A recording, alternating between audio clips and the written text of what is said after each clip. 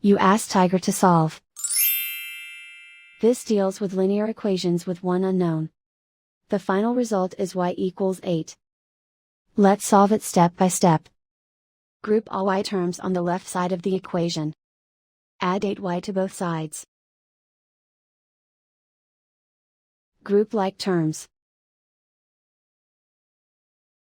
Simplify the arithmetic.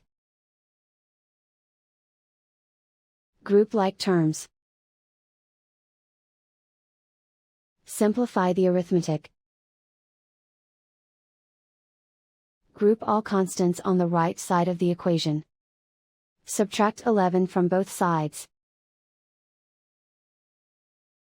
Simplify the arithmetic.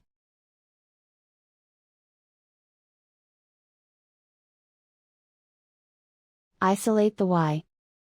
Divide both sides by 5. Simplify the fraction. Find the greatest common factor of the numerator and denominator. Factor out and cancel the greatest common factor. And so the final result is y equals 8.